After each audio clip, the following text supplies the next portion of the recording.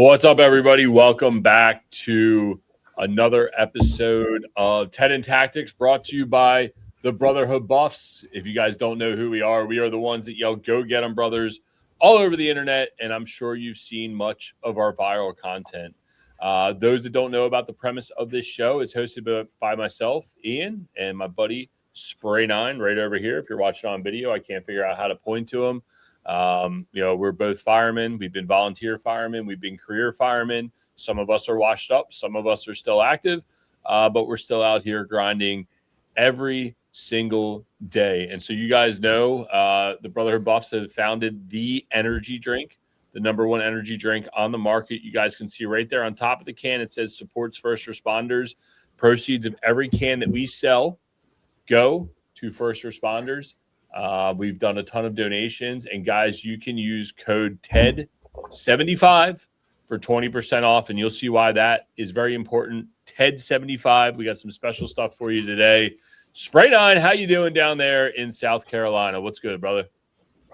It's the start of a new year, man, and weather is wonderful. It's close to 60 degrees today. I am in my garage, so it's a little cooler, but I'm excited for this new year. I'm excited for the energy drink and what we got going on this year, especially moving into the Midwest, pretty big. And I mean, it's already starting off as a busy year, and I'm excited for it.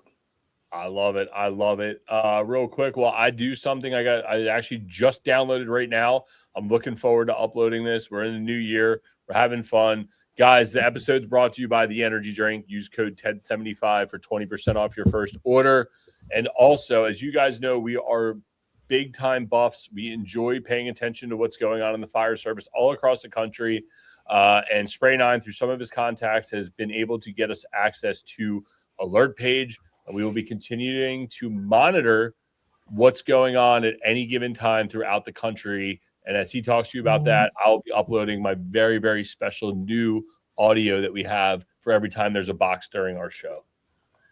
Yeah, so right now we're sharing the screen to alert page on the back end. And TED75, we got a working fire in the attic of a single-family dwelling in Florence, South Carolina. And what alert page does is they provide alerts for restoration companies and just everyday subscribers, so a bunch of squirrels and buffs like all of us, and that's what they do. They're here to support us. Check them out at alertpage.net. Okay, that's awesome. And now every time we hear a box, we're going to get one of this.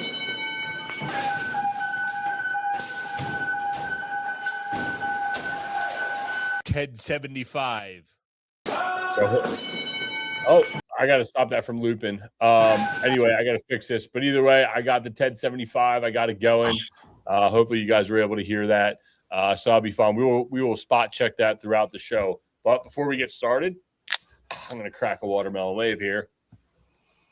I just popped open a pineapple. God, that's so good.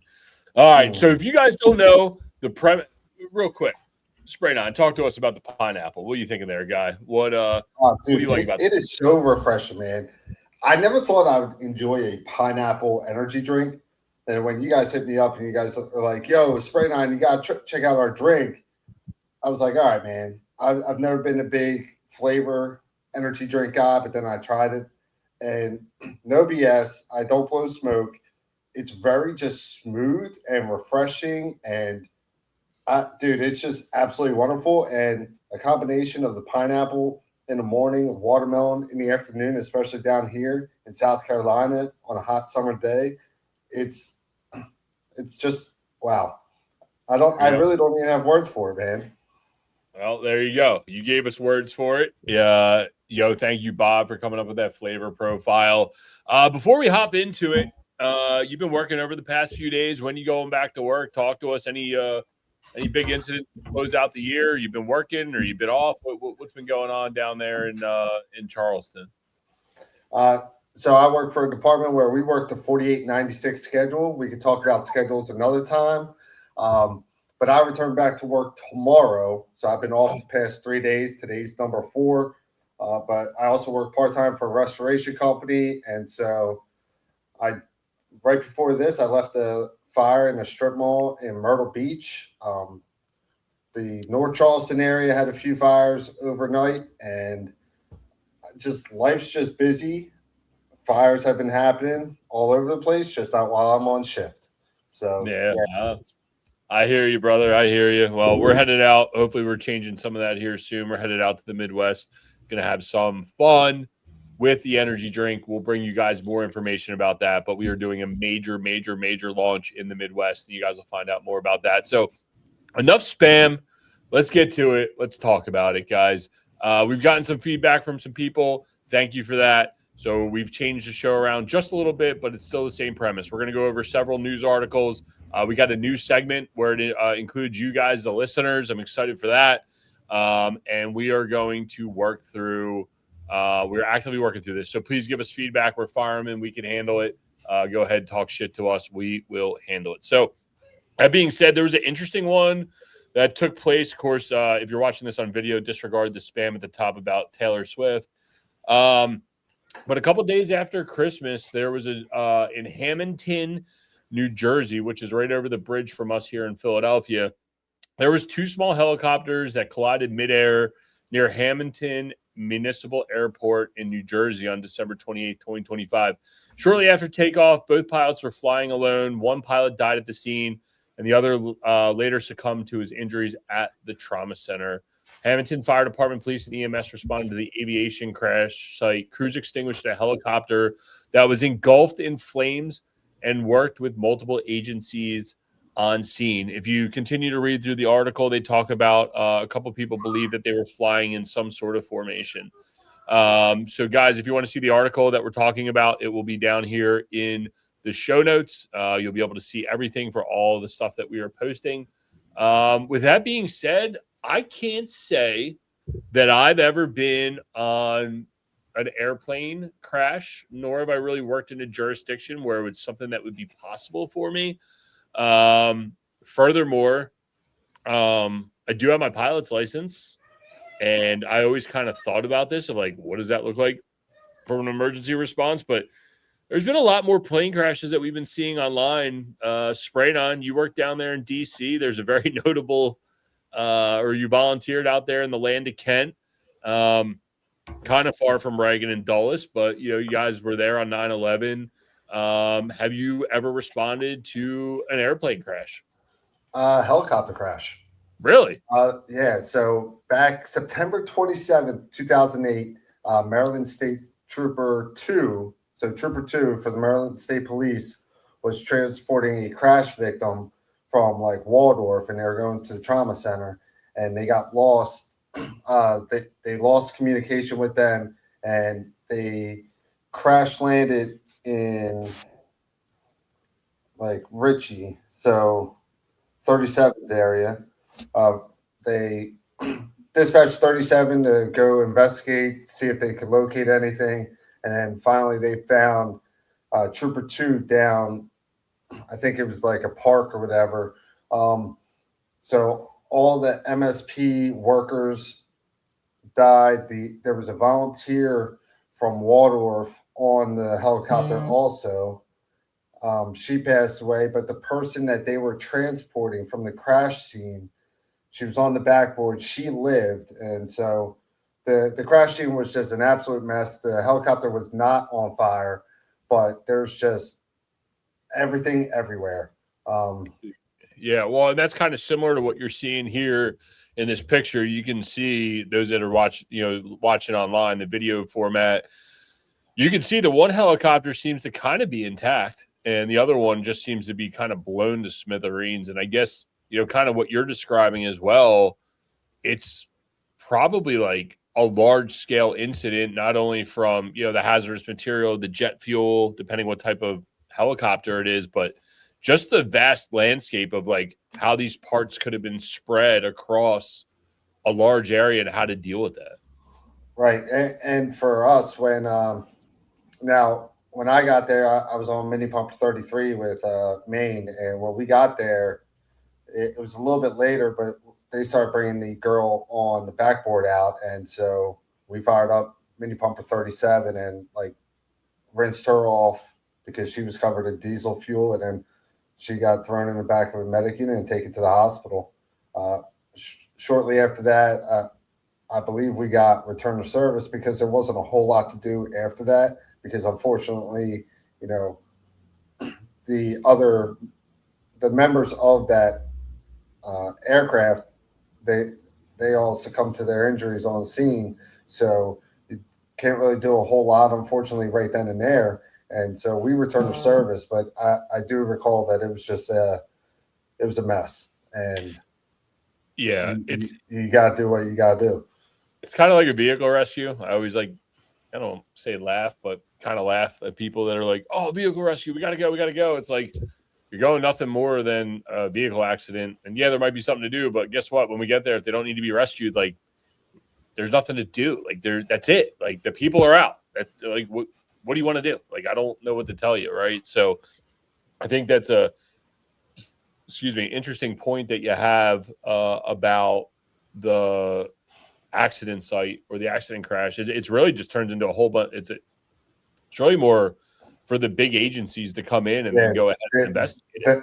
The alphabets show up, and now they start their investigation to see what all went on. And I mean, just like on a fire where someone's priority 4 DOA, you don't move them, and because it's all part of the investigation. And yeah, and now you're talking about crash scenes that I'm separating this. So on a crash scene, you know, you have all your rescue squad people who are so excited to go to an accident with entrapment. And I tell all of them, yo, all you're doing is going to a hard to get to medical call. That's it, man. Right.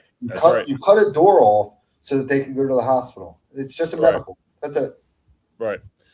Yeah, people make it more than it is. I would tend to agree with you there.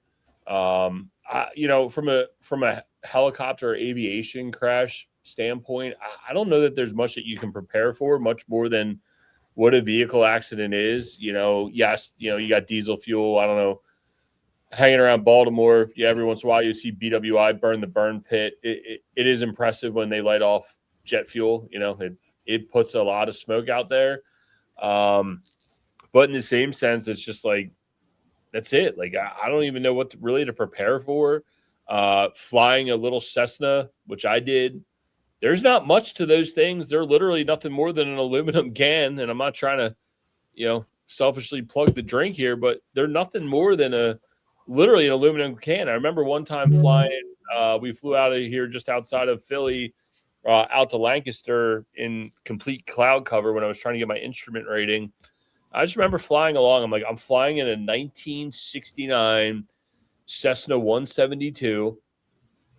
What if the bottom of this thing just like rots out and just like boom, like you're just like out the bottom of this thing? Because like they're paper thin, dude. I don't think people realize how lightweight these things are made to be able to fly.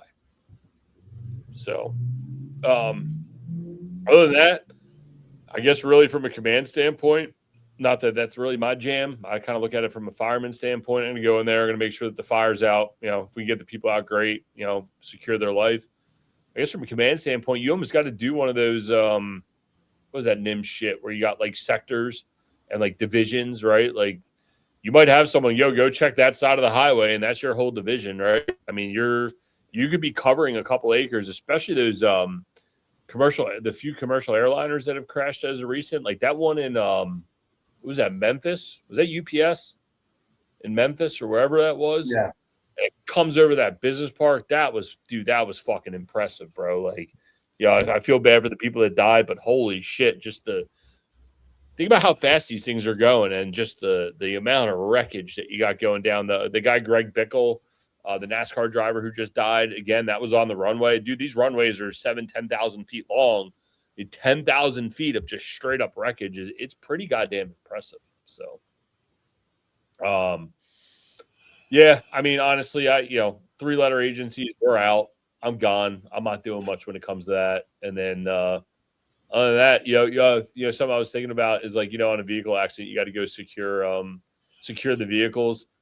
I guess maybe people could learn how to secure a jet engine or whatever, but there's once they lose a fuel source, most of them are going to die out anyway. There's not much you literally just choke them out to shut them off, So, right. But you got anything else on this? Not really from a command standpoint, it's start your alphabet agencies and have your crews triage, meaning have them figure out what the heck's going on with the potential victims, and then from there start putting the fire out. This is a place where I actually might use foam because Oh yeah, I'm not a foam guy, but there's a reason it exists, and this would definitely be helpful. the old Venturi effect, dude. You got to suck it up 3%. Can't be you got to be 150 psi at the foam inductor or something. Shouldn't be more than Yep. one section. Shouldn't be more than one section from the pumper. And I memorized mine. I got it. But yeah, I've been seeing more foam recently used on moving back here. It's been interesting. Overhaul in my previous employer was, so some chiefs would make you take it down to the studs, everything out the front. You're going down, everything's going out the front door, and you're soaking it down on the way out. Around here, since I moved back, I've been intrigued to see what happens. The overhaul's a little different, but a lot of people using foam to then overhaul so they don't have to throw all the shit out, I thought was interesting. So I've actually seen more foam deployed in my 3 years here than I did my 15 years in Baltimore. I don't know what you guys do down there, but I find it interesting, and I question a little bit, but I haven't gone back for any rekindles, so I guess I can't say anything, right? Yeah, we do not do that, but I think there are some people that want to do it, but I've not been on a call where we had to. So Montgomery County, Maryland, they had this small kick of using calves as your initial line, and then that quickly went away after like a few fires. It didn't even last about 3 months, and they went back to just using water, and then they also went back to using 1.5-inch lines recently. Yep. And by recently, Yep. I say within the last like 10 years. Yeah. Yeah, I don't know. You can't sell me on the whole calves thing. I don't understand it. Maybe I guess like some barn fires, some hay, stuff like that, where you need to like penetrate whatever you have. But I don't really understand the whole premise of using the foam. It's I don't know. Maybe we can get someone on here and talk about it. It's not my thing. Maybe, but for your typical house fires, apartment fires, no. Yeah. Speaking of which, I reached out to Fat Pete. He said he's up to come up and talk about that Ben Salem incident. Actually, the other day I went down and I donated a bunch of cases to the Pico guys that were working that incident. They've been out there for the past few weeks working through that. So Fat Pete will be taking a trip up here, and we will be getting some guests here in the studio. We got any? I hear some buzzing. We got any new blazes going? What we got? PA. What we got? Lehigh up the road. Hold on. We got anything? I want to play the 1075. Got a shed. 1075. That's Miami-Dade, Florida.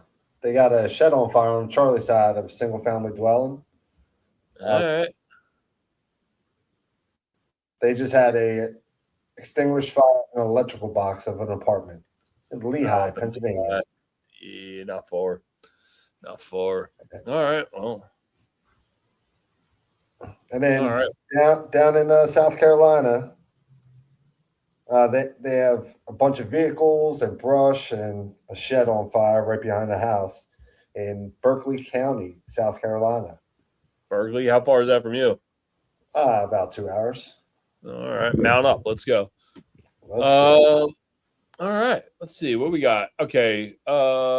Story number 2, guys. By the way, if you like this, the best compliment you can give us is to share the show. Spray 9 and myself, we really don't care about the likes or the subscribes.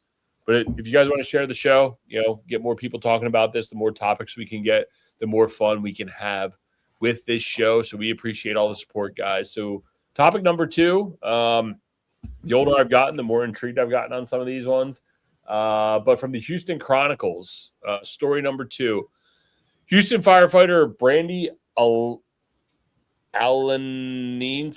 sorry, lady, age 39, passed away December 16th, 25, after battling cancers that the authorities believe was caused by her fire service work.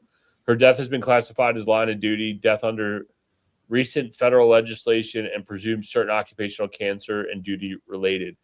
President Trump recently signed the Honoring Our Fallen Heroes Act into law on December 17th, mandating federal recognition of occupational cancer, a line of duty death. The bill, which was bipartisan support, proved death and education benefits provides death and educational benefits to the families of firefighters who die from occupational cancer and presumes certain cancers are job related, including brain, lung, prostate, breast, esophageal, and other cancers prominent in the fire service.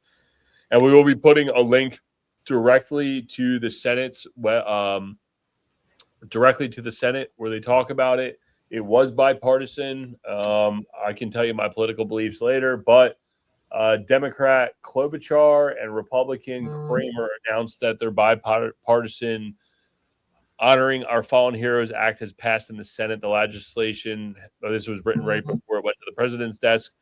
Our firefighters put their lives online every day to keep us safe, often exposing themselves to carcinogens that can have lethal long-term effects. It's unacceptable that firefighters who succumb to cancer from work-related exposures don't receive the same treatment of those that die in the line of duty, says Klobuchar. The bipartisan legislation will ensure the public safety officers benefits program covers service-related cancers, honoring the commitment we make to our firefighters like Captain Midair and other families who made or first responders who made the ultimate sacrifice. We must uphold our promise to care for the families. So that's really awesome to see. Like I said, this is a little older I get, the more closer to home I see it happening every day. Can't tell you how many guys we've seen with thyroid cancer, lung cancer, brain cancer, you name the cancer, you see it through the fire service.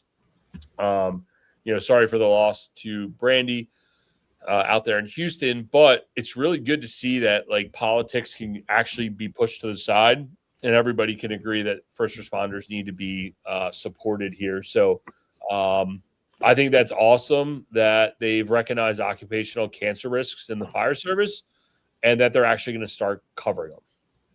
Yeah, that's absolutely huge. I've definitely had a bunch of friends pass away because of different diseases and cancers, but the one cool thing that's happening now is that bill or law getting passed. But then there's also companies out there that are able to come out and help detect cancer early on. And I know the Charleston Fire Department, they brought this company called United Diagnostic Services LLC out. They did a bunch of tests, and 2 of their members were diagnosed with cancer and early on, and they were able to get surgery done and get it taken care of. So it wasn't it's not as big as a problem as it could be if they didn't have that test, and then it's just growing over the next couple of years. Yeah, we had a heart and lung scan that you could get at work.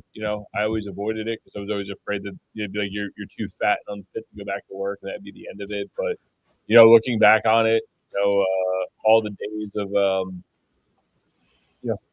no mask. First one to take your mask off afterwards. Sometimes you got to wonder, especially now that I'm more or less out. Going to some of these doctors are like, you got heavy metal issues and other stuff, and I'm like, you have probably breathed some real bad shit throughout the years. So it's good to see that they're actually going to put effort into those that actually protect and serve. It's a massive. It deflates the person who it happens to. It deflates the families. It deflates the crew. It deflates the friends and family. I mean, it is a massive burden to people. Obviously, line of duty deaths are, when they're operational in nature, which we've all witnessed as of recent. But even the cancers, man, it makes you think twice before. Everyone comes into the job. You got blinders on. You're like, oh, this is what, fuck that. Cigarette hanging out the mouth, and right? Wearing a mask. And then you're like, oh, well, that might have been stupid, dude. What did I do to my body, right? We only get one body. And I'm not some like health and wellness dude by any means, right? But I know we kind of been talking about it as of recent. You're given this Yeah, body and you be able to perform, right. And I know myself, I'm looking to get one of these tests done here soon, just to know, because the sooner you know about anything going on, the quicker you can take care of it, and the less that it takes advantage of your body. So, Yeah. Yeah. I mean, I don't know, dude. I guess in the end, if it's offered to you, you should probably consider it. It'd probably be good if, volunteer fire departments could get that offered to their volunteers who are putting their lives on the line for free. Obviously, places of employment should 100% be doing it. right. This act, I got to read through it more, but it seems as though that they're going to really be able to help a lot of people. Granted, it's backed by the government, so God only knows what's going to happen. Actually, So what? a little plug for our drink, but the Myrtle Beach Fire Department and the Coastal Carolina University hockey teams are playing each other in just a few days. And the premise of that is to raise the money so that the Myrtle Beach Fire Department members can get the testing done for early Nice. diagnostics. So That's awesome. And we at the Energy Drink have been asked to be a part of, a partnership in that game. Sweet. Yeah, no, I remember you saying that. So I didn't know that's what the proceeds were going towards. So that's really exciting. That's fun. That'll be good to be a part of. I ain't got much more on this. You see these more and more every day. Obviously, as they come up, we'll definitely be covering them. I'll be interested to see what the government actually does and how people navigate this. But guys, there's services out there. Girls, there's services out there. Go utilize them if you have access to them. Yeah, from guys that would 100% take our masks off, or we might not even put them on fires. I definitely stand behind. If you're able to get tested and see what's going on, you got to take care of your body, and you got to take care of your body for your family, because most of you guys listening, most of you females listening, have kids or close family members. You got to take care of yourself for them, not just yourself. So Please take advantage of any testing that you can get done. Yep. That's our one good public service announcement for the day. You'll never see that from us again. All right, man. We got any good blazes? Because I got a fun new segment here for us. Let's see. PA, LA. Cambria, they have an extinguished kitchen fire prior to arrival. Oh, flooding. Nope, LA, that's a flooding condition. Another flooding condition. Motorcycle down. Syracuse, what we got? Oh, mutual aid. Mutual aid for residential fire, Portland County. Boom. Nice. All right. Well, we'll keep it moving. We got a fun new segment. We're going to have to come up with a name for it. I haven't really figured it out. But, guys, if you're following Brotherhood Buffs before we record these podcasts a few days prior to, you will see posts where it asks what topics you want us to cover. And we did this before with Fresh Pot, and we're going to continue to do it now because this is where all the fun really happened. And I don't know. We're going to have to come up with a fun name for it. I don't know what it is yet, but the first one comes from I Am Providence. And we just kind of talked about this, but we can elaborate on it more. But it's thoughts on maintaining physical fitness in the fire service. And we might have some differing opinions here, but go ahead. I think being the best version of yourself is important. But I have these conversations often at work, and many times in a firehouse, you see the most buff guy, and everyone thinks that he's going to do absolutely amazing on a fire ground. But then you get fat older guys like myself and Ian, and we will run circles around them on a fire ground. Now, I'm not sitting here saying that, you just be fat and old and sit on a couch. We still need to be the best versions of ourselves, and we need to improve ourselves each and every day. And Ian and I talk about, us being healthier. I'm running a half marathon in 2 months, so I'm looking forward to a better version of myself. But I don't think it is 100% all weights. For working out around the firehouse, I think it's more your hit movements, just getting ready for a marathon and not a sprint, because operating on a fire ground is a marathon, it's not a sprint. If you're a sprint, you're barely going to be able to survive one cylinder. So Yeah, that's my I take mean, on it. I agree with like probably 70% of it, right? You got the guy who's all skinny or buffed out, and guy blows a bottle in 2 seconds, useless, right? You got guys like us that are, bumming it out, but we'll hang with the boys, we'll hang with the best of them, right? And really, to me, it's you just need to be functional, and you guys know your own bodies. Going out working side work, your day-to-day job, the guys that are going to put down and work hard. And, it doesn't mean that they're the fittest, but it means they can do their job. So, while I believe that, we should all probably do a better job, especially myself, of being more physically fit, I do believe that there's a functional component to it, whether, you can pass a physical with flying colors or not. And I want the person who can think through problems.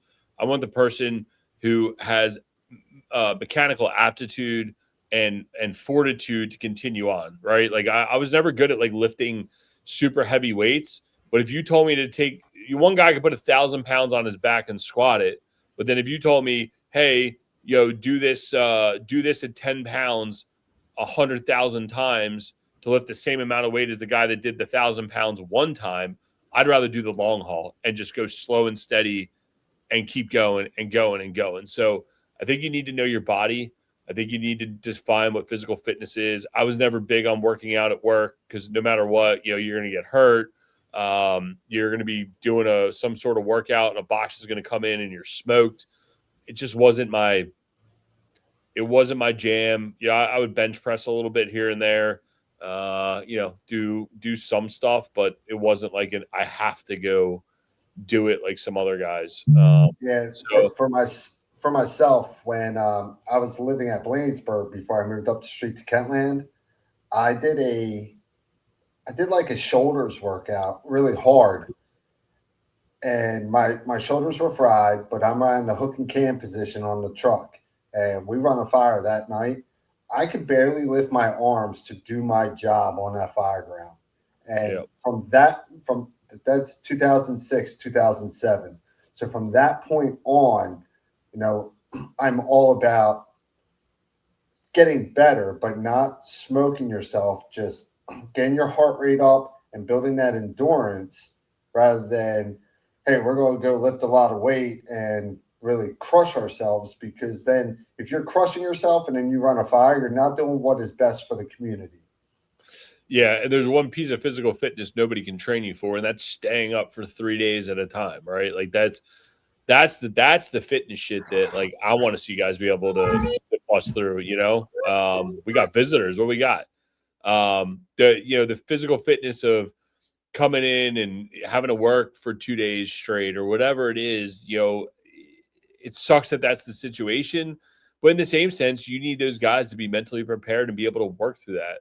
So physical fitness is like a loose term in a way. Because some of that physical fitness comes from mental fortitude and the willing to persevere, the willing to grind through, the willing to be able to push and grind through and be able to get through your whole shift and still be a useful member of your team. And I know the military does a better job at training their members for that versus probably what we do. But in the same sense, it's, something that we should all really consider. I'm not saying stay up for 3 days straight just to stay up for 3 days straight, but you really need to know and be able to push your broad body limits and know what they are. Like I used to joke with people when I got into real estate and I would go to these conferences. They're like, dude, how the hell do you stay up till like 3 o'clock in the morning drinking with the boys and then get up at 6 a.m. and you're like the first one up, down, getting breakfast and hanging out, and you're in the room alert all day. I said, that's my one skill set that I learned from the fire department. I can party. I can get up and go to work the next day, you know? So, but, so I am Providence. Reach out, shoot us a DM. We got a free case for you of the energy drink. Thanks for submitting. I got one more good one here. I was going through all of them. Callan _MC53. And I got to assume he's here in Montgomery County, PA, because I know it's a hot topic item. What's the opinion with arriving assignments like the 5 and 2 with the second due engine stages? That's all I kind of got. So I think the question really is, what's the opinion with arrival assignments? Like, let's distill the question down into something more like that, because we all know departments out there that don't have arrival assignments for their engines and trucks. So what's your opinion on having predetermined arrival assignments? I think it's very helpful for firegrounds. It's not a guessing game on, hey, what are we doing when we get there? Especially because you're looking at predetermined arrival assignments early for your initial companies. And so when you arrive, you have to be able to perform right away. And so when people, where I work, you have to call out what arrival you are. So if I'm arriving at second due engine, I'm arriving at second due engine and ensuring that the water supply is established. So I think it's huge. Again, I am originally from Montgomery County, PA, the Plymouth meeting area and stuff, and they've been doing a much better job with everything. I'm still a member of the one department, and Montgomery County as a whole has been changing for the better, because it was always, you're not coming to my sandbox and they don't care. But now they're using the closer companies to actually go to the calls and support. So when you get a reported fire and you have, 4 or 5 engines coming, you don't know when exactly they're going to show up. So when they do show up, have them call out their arrival assignment. And one of the biggest issues with like line duty deaths and close calls, you have a NIOSH top 5, right? And one of them is risk assessment. Another is communication. Another is, not having or lack of SOPs, SOGs. And with that is a fire ground, because many issues come with water supply. So if you're first due, whether you lay a supply line all the time or you don't, like, make sure everyone's on board with that, but then your second due has to be ensuring that there is a water supply. And you don't just pull up and say, oh, we're on scene. It's, hey, we're second arriving, completing the water supply. Yeah. So, and what I would say to Callan is my thoughts have changed just a little bit. And I'll tell you why. So in Baltimore, we had this is what you do. Like, there is no deviation from what your assignments are, what the first due engine, the second due engine, 1 through 5 do, and what the 2 trucks do, and the 2 chiefs. But we are also in a system that has people at work, so you're guaranteed to get those units. Now, coming back here into the volunteer system, it's been a little different watching it go down, especially as an apparatus driver. That's primarily what I do with my beard. So with that being said, seeing it go down, watching it go down, I sit here and I fight these guys all the time. I'm like, we're the second due engine. We're supposed to get to the rear. This is what I'm supposed to do. Or I'm supposed to cover the first due engine's plug, right? Like, that is my only job. And me as like an institutionalized robot from a government agency, that's all I can think to do. But a friend of mine, Cosmin, Chris, who I'll have here on the show here at some point, he's like, dude, you got to understand, like, your second arriving engine might have 2 juniors and an 80-year-old guy on it. He's like, so sometimes you got to be able to call the audible, or you might get 4 engines before you ever get a truck. You need to be calling the audible. So, well, I would say that I would prefer to say your first 5 engines do X and your first 2 trucks do Y, and there's no deviation from it. I have now understood the fact that, you may need to call an audible. And what does that come down to is that you need to know that these tasks are getting done on the fire ground in a coordinated effort.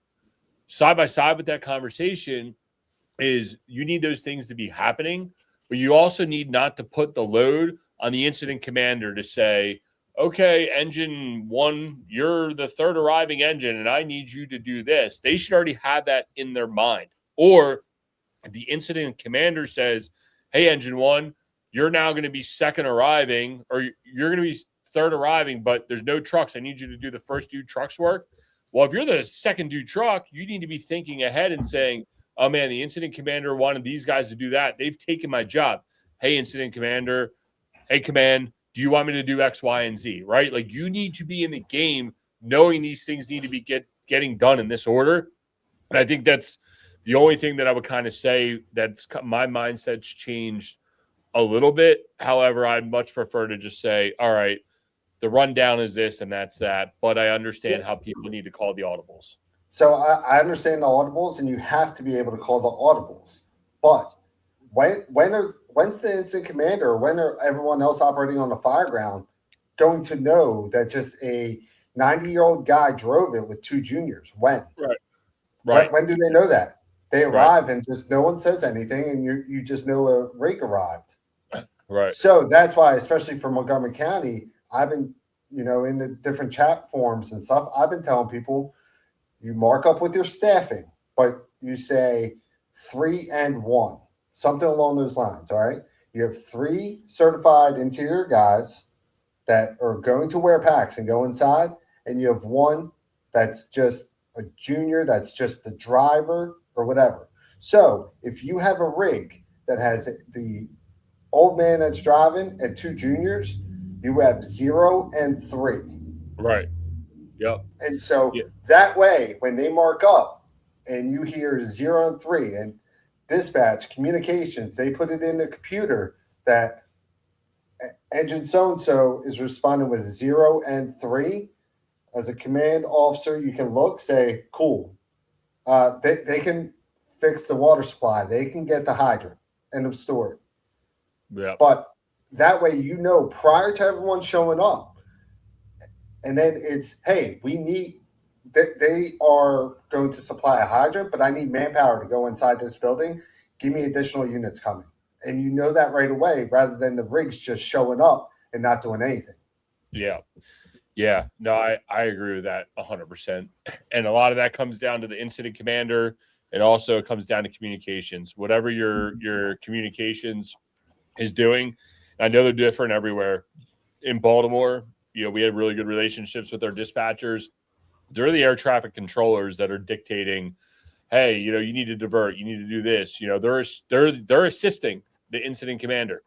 Whereas when I moved back here, it's like, the incident commander, they open up the back of the car. Now all of a sudden, all they are is their remote communications. They're not in the front yard, right? Like when I was at work, the first arriving chief was on the sidewalk making sure his men were doing his job. Right, wrong, or indifferent, that's what he was doing. Now, where I've moved and where I live and what I see is these guys park the red car super far away. They open up the back of the car, and now they're dictating all the radio traffic. They're moving people all around, and they're acting as a dispatcher rather than acting as an incident commander. We could go on and on about this topic, and it'll probably come up again. Here's a plug. I'm also an instructor for combat ready fire training, and we have this whole course on aggressive command supports aggressive firefighting, and it's still operating out of a car because all the statistics have shown for line of duty deaths and close calls that the command officers are missing fireground traffic when they are outside of the car and they're on the sidewalk, right? 100%. By being in the car, you hear everything. Yes, we're all human. You might miss something, but you are in a controlled environment and you're able to pay attention to everything going on, especially on the radio. So I'm all about the car, not the back of the car, because now you're outside. And I was at a fire 2 nights ago where the battalion chief was operating from the back of the car, but he wasn't at the back of the car. He was on the sidewalk. Right. And he was missing fireground traffic, and he's newer, and we talked about it, and that's the way that local department wants to move towards. But statistics have shown that command officers miss fireground traffic, and if you look at the NIOSH top 5, communications, a big player in that. Yep. Yeah, I think everybody will find something that works for them. I can't tell you what we've done is right. We wound up killing some people after I left. But, for a very long time, we had a very aggressive culture that worked. And, just what it is what it is. Firemen, we are a culture of habit. And that's what I'm used to seeing. And I understand that there's multiple ways to do it. And in the end, I agree with you. The command needs to have command presence that allows the firemen to go do fireman things, right? And when the firemen are relaying messages that don't support firefighting activities, that's why incident commanders then pull them out, and then people bitch at them. It's like, well, no, you said there was holes in the floor, high heat, zero visibility. I can't find the fire. I'm this, I'm that. Oh, no shit, your boss pulled you out, right? But in the same sense, if you're giving good updates, the command feels as though everything's going properly, they will let you go put that fire out no matter what happens, So, I think this topic will probably come up several more times here in the future, and we're happy to debate it every single time. So, all right, let's see. You want a fun, controversial one? Yeah, that's fine. All right. You got any good blazes? What we got? Allegheny. Nope. Allegheny, PA. They're running a reported structure fire on Bethel Church Road, Brunswick County, North Carolina. Dude, hold on. PG. Fuck. Vehicle versus building. Yawn. All right. Let's it wouldn't be controversial if it didn't happen at old FDNY. And my man Elon Musk criticizes FDNY commissioner appointment. And I think this one's really interesting because a non-fireman is calling out some true fireman statements here. I don't know how much of it's politics, how much of it is what he believes, but here we go. Tech billionaire Elon Musk publicly criticized. This is from the New York Post, guys. The link will be down in the notes. Tech billionaire Elon Musk publicly criticized Mayor-elect Zoran Madami's appointment of Lillian Bonsignor as the next FDNY commissioner, arguing she lacks operational firefighting experience and claiming people will die because of this. Real quick background on Lillian Bonsignor. She's a 31-year FDNY vet, a former FDNY EMS chief. She is if you guys care, a second woman and first openly LGBTQ person to be appointed to FDNY commissioner. Critics focus on the lack of traditional firefighting experience, while supporters highlight EMS leadership experience and the fact that EMS calls constitute the majority of FDNY responses comes from EMS One news article.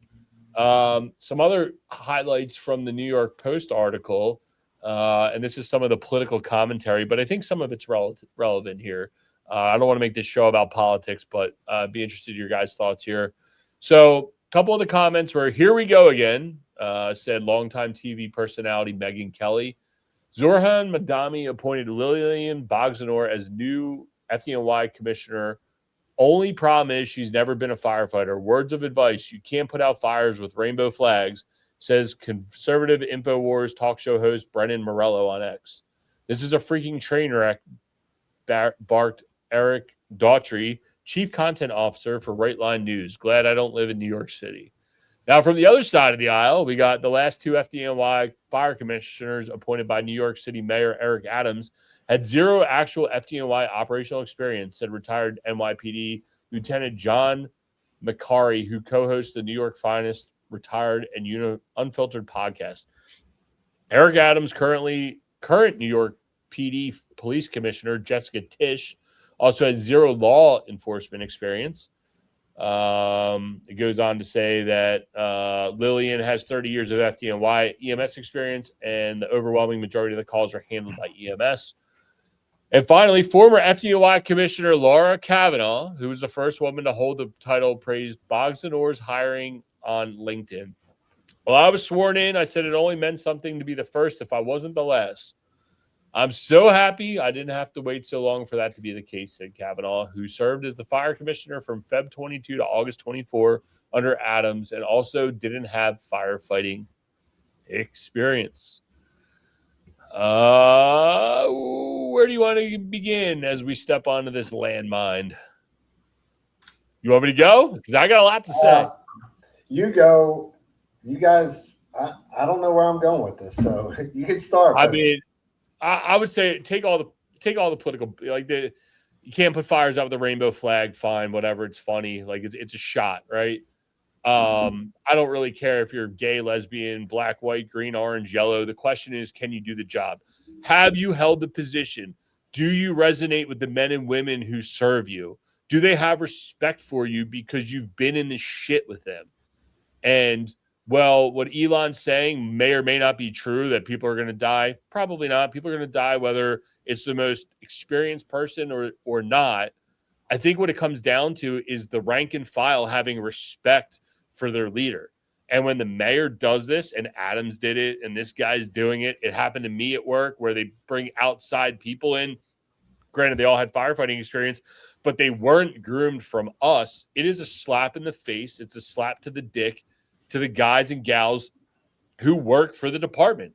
They want to see homegrown talent come up through the ranks, and they want someone to come in that is respected, that you can understand, that you can resonate with. They've walked a mile in your shoes. They understand what it takes to go out and be a fireman. Do I disagree with the statement that a lot of the job is now EMS? No, 100%. Of course, I get it. But that doesn't mean you make the chief an EMS chief. I mean, we had an EMS deputy chief who became the training academy chief, but she was well respected by the men. And I don't know if this lady is or is not, but I can tell you by the fact that they're hanging the LGBTQ and all these other things that she's probably not respected. And I think that's the big difference here, is that you need to have the respect of the men and women and your peers to be able to be in that leadership position and have success. And we know a common person who you brought up here earlier. He left another department to go be a chief of another department here locally, but he has massive respect from his men because of his reputation that he's come to be a chief in this local department close to us, right? Whereas reading this news article, really from both sides of the aisle, it sounds like this person doesn't have any respect, no firefighting experience, and they're not bringing any value to the top other than, hey, I got a rainbow flag and I'd fill a checkbox for you, right? So. All right, so I'm going to say a few things a little different. Yeah, you want someone to come in a position that has the respect from everybody. Seeing some comments in some of the articles about her, she has the respect from the EMS side of things, and people really like her as a leader. And now if you look at what the fire commissioner does, the fire commissioner is not on the fire ground, like running a fire. They have people in positions on the fire side of things to run the fire department. The commissioner is a political person, and they have people underneath them to run the fire department, run the trainings, do everything, right?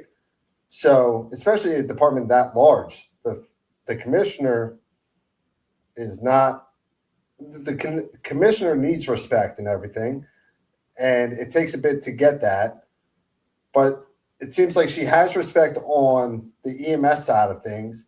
And if she knows how to work with the people and get the right people in the right seats on the bus, that, come from the book Good to Great with Jim Collins, right? It's about having the right peoples in the right seat on the bus. So if she's the bus driver and she can fill the rest of the seats with the right people from FDNY fireside, and they're all in the right positions, that could be great success. So with people playing she's a female, she's a lesbian, hey, that's who she is, whatever. I personally don't care. She's a human being. That's who she is. And as we talked about on the last podcast, we know females in the fire service that can definitely do the job. And we definitely know guys in the fire service that cannot do the job. So she's a female as the fire commissioner.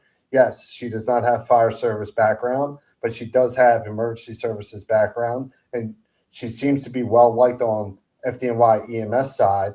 So I've not dove really far into this, and it could be a political move, but it also seems like she could potentially do what is best for that organization.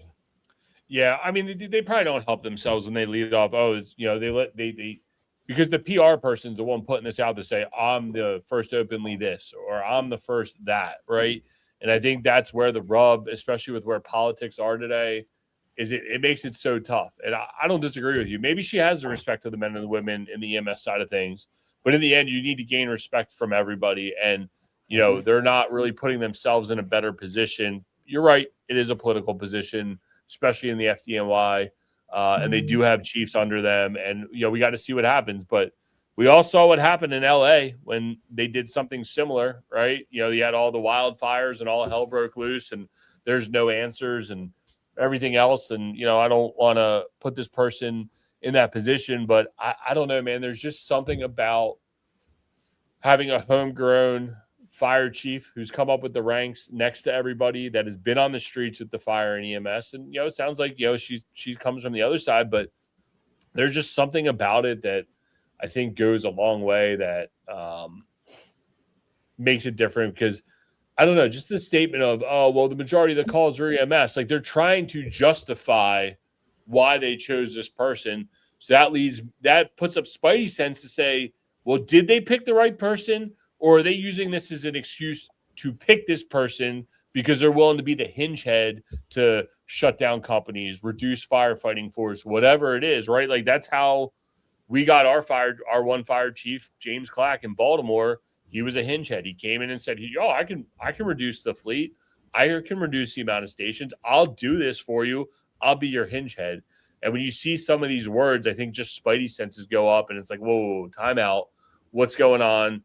And, I think we all want to see someone who's stood side by side with you that's done the job, Right. So I support that. I don't know, man. It's tough. I get it. There's a pool of people, right? Like not everybody wants to get to the top just to be able to be fired, right? You're an at-will employee. You don't have union protection anymore. You're gone the next day. You're negotiating on behalf of the city and the firemen. We used to beef all the time at work is like, well, why isn't the fire chief sitting on our side of the table advocating for his men? Why is he sitting on the mayor's side trying to tell us why we don't get money, right? Like that's where this whole thing comes from. And I think that's the problem. And to relate this to the volunteer fire service, it's no different than if you guys elect a president that doesn't understand the fire service and you want them to go out and apply for grants and have conversations with political people to expand your services, but they can't explain what they need to explain to advocate for the men and women who are doing this job, and maybe Commissioner Lillian, I can't say her last name, Bonsignor, maybe she will advocate correctly, but she might advocate for EMS better than she will for the firemen, right? Because that's her safety net. And, I don't know, man. It'll be interesting to watch. We all know it's kind of a hinge head position, so maybe nothing happens and it's just a bunch of hoopla and political fanfare, but it is out there, So, Yep. What we got going on in Dallas? Dallas reported apartment fire, but Saratoga, New York, Saratoga County, they got a 1075.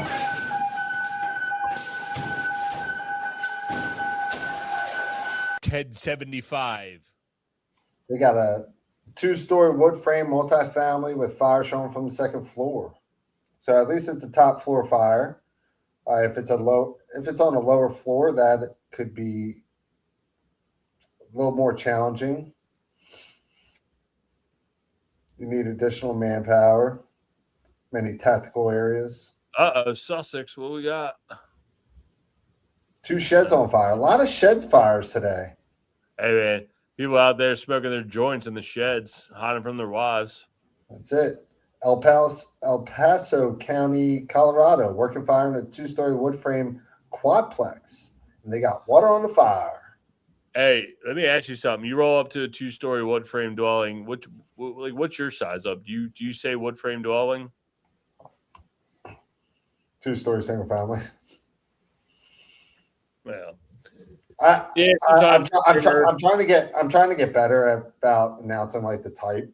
But was that commonplace in PG? Do they say type?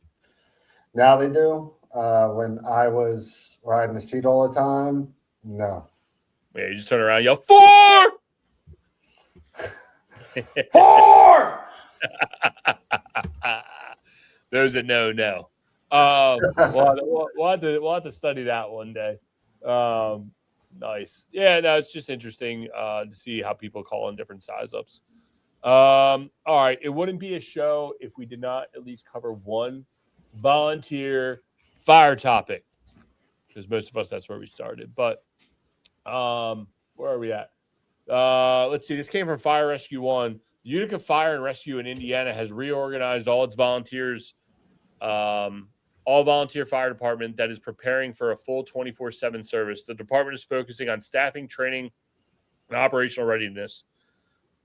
Last summer, as a response to the Jeffersonville City Council dissolving a proposed fire territory with the district, Utica Fire and Rescue was created, which is an all-volunteer department. Curie said the district was in debt almost $1 million for 3 fire vehicles that were purchased by the previous administration that was led by former Clark County Sheriff Noel, the former CEO of New Chapel. Since then, the department has sold off 2 of the 3 vehicles to area Southern Indiana departments. They intend to sell the 3rd. They also sold an unused firehouse. Charles said they have ended up with 37 firefighters on the roster, with 20 of them taking their Firefighter 1 and 2 tests before the end of the year. These firefighters will have completed their training hours. Nice. So I pulled down this article because I thought it was interesting, because we were talking about the struggling New York fire departments and how this is kind of an issue across the country with volunteer fire departments, and seeing the change and flow in the fire departments. I think a lot of it comes down to company culture. And where I'm going with this is, how do you take a fire department that was basically being dissolved? And I didn't really get into it, but the article does talk about their lack of membership. And how do you turn around and get 37 new members almost immediately to volunteer? And now this is somewhere in Indiana. We got to reach out to Social and see if it's near him. But yeah, they do. The guy flipped it overnight. He turned it on. Like, boom, here you go. I'm now the fire chief. He gets 37 dudes to come out, gals, whatever. 20 of them are taking their Firefighter 1 and 2. To me, it sounds like a cultural issue that the guy was able to come in here and change. And Spray Nine's leaving me, so I'll continue to talk to myself. But I'm right here. It sounds like, you good? It sounds like it was a cultural issue that they were able to change overnight. But the big thing is, if you are struggling having volunteers, and then all of a sudden you have 20 additional volunteers, but they don't have the training, it's great that they've joined in, but what good does that serve the fireground today? You have to have people in place to be able to do the job, because you need to know that they are actually going to be able to perform. And it's not that, hey, they're in class or they're just getting their classes right now. Like, that's not helping us. It is, but it's not. It's giving us some manpower for them to assist those that have been doing the job a while. But we need people with experience in positions, and we will take what we can get from a volunteer side, but numbers are dwindling. Yep. Well, it also looks like that they've been able to add BLS medics in place too, which is going to help them generate revenue and give additional staffing and training to everybody. So I think it's just interesting that, someone was able to recognize a problem, step in, clean up the culture. I've seen it here with some local volunteer firehouses where you see some change in leadership, and all of a sudden everybody shows up again. Really, the real question is how did that person get voted in and stay for such a long period of time? So I always find that to be super interesting.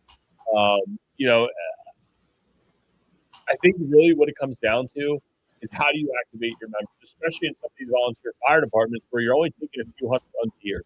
The difference between the volunteer fire service in certain locations and the career service is the amount of runs that you get to take. Like if you're going to go to work, you get to go be a fireman every day. You put the uniform on, you're going to do your job, and you activate yourself over and over again. Whereas in the volunteer fire department, you got to make sure you have free time, you're available in certain volunteer fire situations. You don't have your kids, you're not doing kids activities, you're not at training, you're not doing, and that one moment in time, you're the guy that's riding the pipe on a first in fire. Like you're the lucky guy that day, right? And so you need to figure out how do you activate your membership as a whole to stay in tune with the volunteer fire service, right? And especially if career departments are being implemented around you. Again, those guys are going to start taking your runs because they're on the road all the time. And it's like, oh, well, why am I going to get up for a fire alarm at 3 o'clock in the morning? The paid maids will handle it. It's like, well, no, we're going to get up. We're going to go because, number one, it could be a fire. And number two, if another run comes in, we're available and ready to go, and we'll take that additional run. So I think it really comes down to how do you get members to think and be like firemen more than just that snapshot of a moment in time, and how do they remain activated and feel like they're a part of the club? Because really what it comes down to in a volunteer firehouse is it really is a club, right? And so how do you keep that club membership going? If you're at Kentland, you guys got live-ins. You guys take thousands of runs a year, right? Yeah, and our live-ins are the backbone of our department. Right. On average, we have about 17 guys that are live-ins. Now, we have days where it's like, yo, we need a fourth person to be here at this time to staff, but it always happens. It is tough, though, and it's not easy because people do have their own lives. And so they have work, they have families, they have vacations, and life is busy, as we talked about in the last podcast. I mean, today, I have my kids coming in because my wife's sick, right? So, right. Yeah, a day where I would be able to go volunteer, I got to make sure I'm able to take care of my wife and my kids. Yep, that's 100% right. And it's getting tougher and tougher with the economy and everything else, right? You're continuing to compress everybody. So it gets tougher, and it's interesting to see. I think it's a big mistake financially for the country as a whole to eliminate volunteers. I do believe that you have an active firefighting force that can continue to survive in many locations. We see it all the time. You can get 30, 40, 50 guys on a Friday to show up to a building fire when it's on fire. But when it's not on fire for that gas leak for the 8th time, even at 2 o'clock during the day, nobody wants to leave work to go do that. Employers aren't letting people go for bullshit anymore because they're not getting anything done. And we live in a more now society, right? So I'm sure we'll see more articles like this. And it's a topic to be watching here over the next few months. So what we got? Rhode Island? Your typical couple cardboard items caught on fire inside the oven of an apartment. Reheat a pizza from the night before. That's it. Not a whole lot going on. Douglas, Nebraska. They got working fire in a single-family dwelling. Wow. Heavy smoke showing. Hit that 1075. There you go. What's Bucks got? Wait. PA, Bucks. What we got? Is that old? It's old. Report a house fire. There may be a dog inside. Where's it at? 1075. Chief 66. Yeah, Chief 66, Meeting House Road. I don't even know who 66 is in Bucks. I can't keep track. Well, guys. With heavy smoke inside. Where was that? That Bucks one? Yeah. All right, guys. Well, that's it. We've covered the topics. We'll be back here next week. If you guys see any topics that you want us to cover, feel free to DM us on Brotherhood Buffs. We are keeping track of everything. We are doing a much better job of posting again.